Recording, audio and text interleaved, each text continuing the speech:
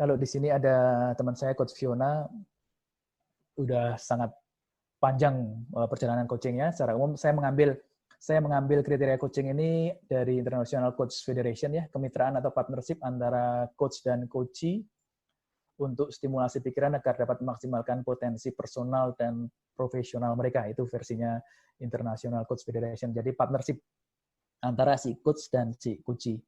Nah, yang seru kalau self coaching ini ya Anda coach-nya sekaligus Anda coachee-nya. Jadi ya saya coach, kemudian saya juga coachee-nya. Saya bertindak sebagai coach sekaligus saya bertindak sebagai coaching. Jadi saya melakukan coaching terhadap diri sendiri.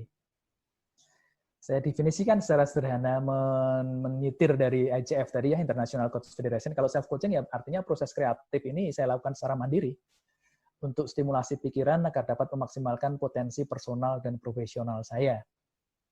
Nah, potensi personal dan profesional itu salah satu pintu masuknya adalah dengan menjawab tadi ya. Apa tantangan personal saya, apa tantangan profesional saya. Jadi dua yang tadi teman-teman sampaikan ya, menulis buku, kemudian juga motivasi, kemudian juga konsisten, kemudian juga berjualan, itu adalah pintu-pintu masuk bagaimana kita bisa memaksimalkan potensi personal dan profesional kita. Nah, coaching, Bapak Ibu teman-teman, membuat diri kita itu berubah, bergeser dari kondisi saat ini, current situation, kemudian menjadi kondisi ideal di depan ya, future situation, kondisi idealnya seperti apa. Kemudian di titik antara saat ini dan di masa depan itu saya melakukan perubahan dan pertumbuhan. Kalau berubah udah pasti, jadi nggak usah dikutak-kutik, kita semua sebenarnya berubah ya. Pemikiran kita berubah, kemudian juga pendapat kita berubah, keterampilan kita berubah. Tetapi pertanyaannya adalah bagaimana membuat perubahan yang kita miliki ini growth atau naik. Atau istilah teman saya yang senang main saham tadi, trennya naik. Trennya naik. Jadi perubahan itu tetap ada, tetapi kemudian bagaimana membuat trennya naik, jadi growth-nya naik. Dan pada saat kita itu berubah dan bertumbuh, atau naik tadi, kita memanfaatkan, kita menggunakan semua sumber daya yang kita miliki. Ya, knowledge, kemudian keterampilan, kemudian attitude, kemudian pemikiran kita, ide, gagasan, visi ke depan kita, kemudian semua hal-hal yang kita miliki ya, semua hal-hal yang kita miliki. Sebentar, oke, nggak ada. Saya pikir ada yang di chat. Bapak Ibu kalau mau berpendapat atau berkomentar boleh di chat ya. Oke. Salam kenal Pak Indra. Oke, thank you Bu ya. Ini Japri malah ya. Nah, your most important coach. Jadi ya coach yang paling important ya yang paling penting bagi kita ya diri kita sendiri ya. Diri kita sendiri adalah coach yang paling penting buat diri kita sendiri.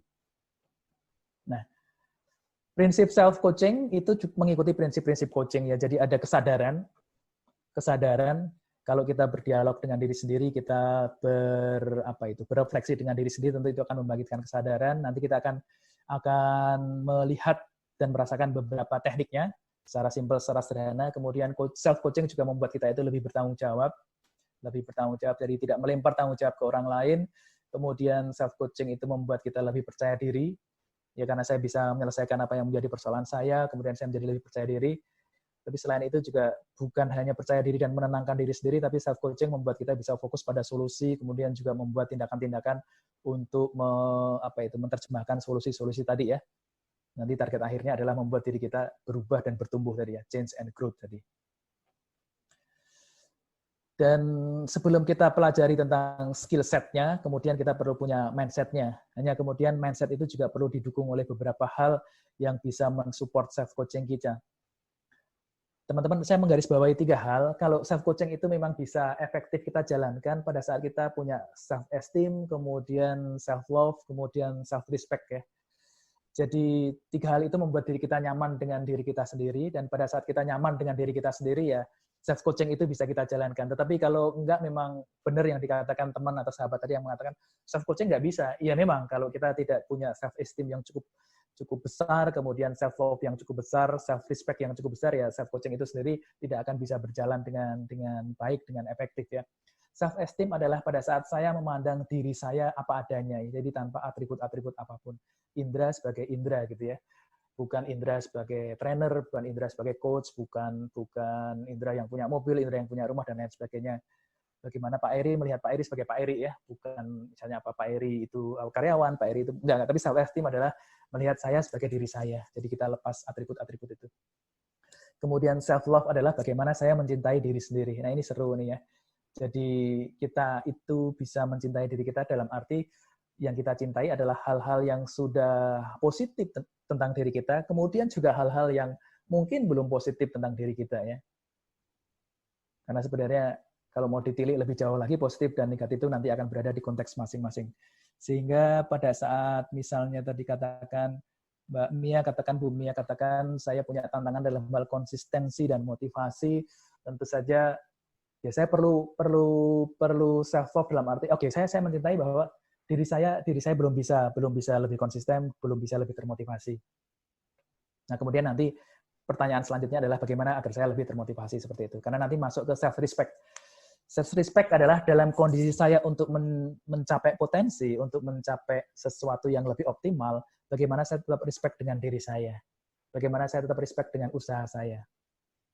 Jadi contoh kecilnya, misalnya Pak Heri tentang menulis buku ya, dulu sama Pak, saya 5 tahun nggak bisa nulis buku, jadi kalau setiap kali saat saya nggak bisa nulis buku itu malah sering bertanya kepada diri sendiri, sering kemudian menyalahkan diri sendiri, oh ini saya nggak bisa apa-apa, kemudian saya nggak bisa menuangkan pemikiran saya. Pada saat saya benar-benar menghakimi diri saya sedemikian dalam, ya self love saya kecil. Saat self love saya kecil, self coaching nggak akan bisa berjalan maksimal ya. Kemudian saya nggak bisa menghargai diri. Jadi dulu kalau saya nulis buku itu setiap kali satu halaman selesai, kemudian di print, kemudian malah saya sobek-sobek sendiri, saya gulung sendiri, oke. Sampai akhirnya beberapa teman mengatakan sebenarnya apapun pemikiran yang muncul ya terima dulu, hargai usahamu dalam mencapai itu. Jadi kadang-kadang kita tidak menghargai usaha kita sendiri. Dan teman-teman yang seru adalah saat kita tidak menghargai diri kita sendiri, orang lain juga nggak akan hargai itu.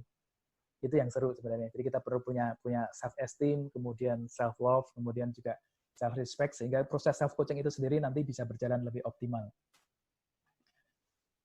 Ini cerita aktivitas saya sehari-hari itu lari. Nah kalau lari itu kan saya memilih pagi-pagi ya, pagi-pagi, dan saya nggak terlalu senang melakukan aktivitas lari itu di dalam rumah atau kemudian pakai treadmill, dan ada sih tapi pakai treadmill kemudian di rumah buat saya boring, maka saya sukanya keluar, dan kalau keluar itu pagi-pagi ya, subuh setelah 4:30 kemudian jam 5 begitu berlarinya.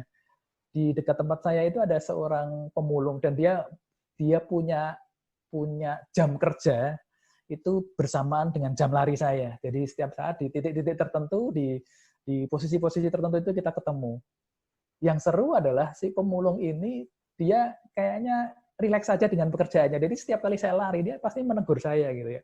Wah, lari lagi ya Pak ya?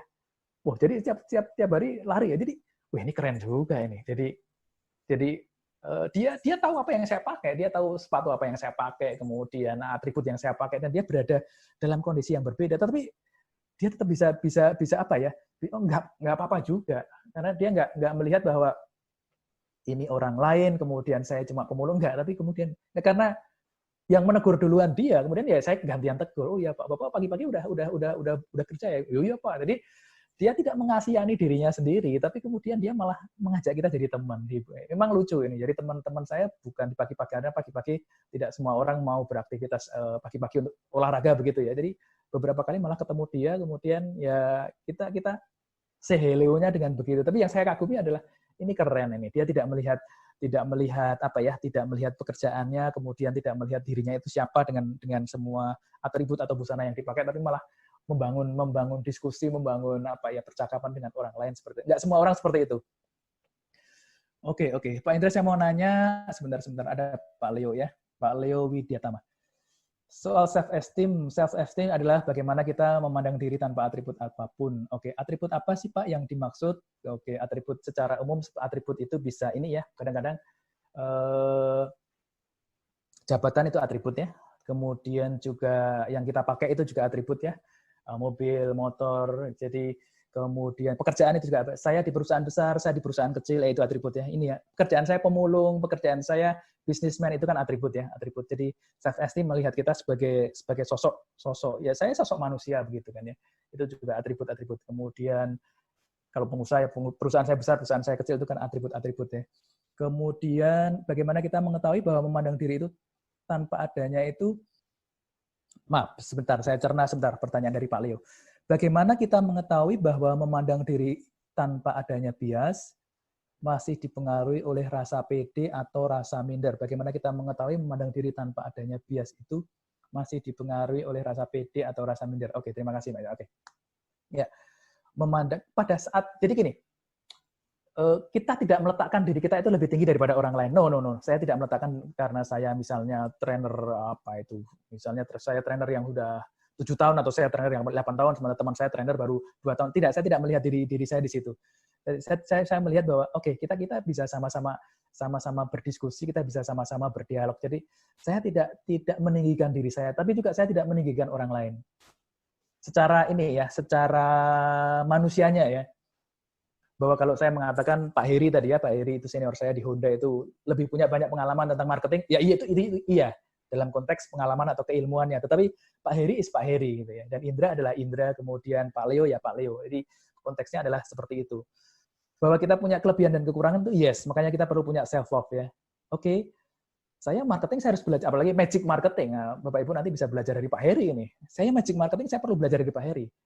Saya coaching, saya nanti perlu belajar lagi dari Coach Fiona gitu ya. Tetapi saya punya ini. Dan saya punya juga, saya ada ada hal positif yang saya punyai, tapi saya juga punya hal-hal lain yang masih perlu saya kembangkan. Saya sudah bisa menulis 4 buku, 5 buku, atau 6 buku. Banyak atau sedikit, ya itu relatif. Kalau dibandingkan teman saya yang sudah menulis 20 buku, ya jadi sedikit. Kalau dibandingkan teman saya yang 1 buku pun belum menulis, ya jadinya banyak. Tetapi kemudian, apapun itu, saya nggak melihat itu. Jadi itu adalah self-esteem, kemudian dikomunikasikan dengan self-love, dan pada saat self-respect adalah dalam usaha saya mencapai itu, saya juga menghargai diri saya sendiri. Udah maju loh. Ya memang tidak secepat orang lain, karena orang lain kan pakainya Formula 1, sementara saya mungkin pakainya mobil yang bukan mobil Formula 1. Orang lain itu mungkin punya sumber daya yang lebih melimpah, duitnya lebih banyak, yes, saya perlu mengelola keuangan lebih ketat lagi, iya. Tapi saya menghargai diri saya bahwa saya itu bertumbuh dengan irama yang berbeda dengan orang lain, yes. Karena kita berada di lintasan yang berbeda, dan ingat, permainan jangka panjang bukan permainan yang mengalahkan. Jadi, ya auto, orang lain ada berada di lintasan itu, nggak apa-apa. Saya juga berada di lintasan saya. Bapak, Ibu, teman-teman, yang paling seru adalah dalam hidup ini, kita bertanding dengan diri sendiri sebenarnya. Dan kita juga perlu mengusahakan diri kita menang, dan orang lain juga menang. Itu permainan jangka panjang. Dan itu kita membutuhkan self-respect untuk diri kita.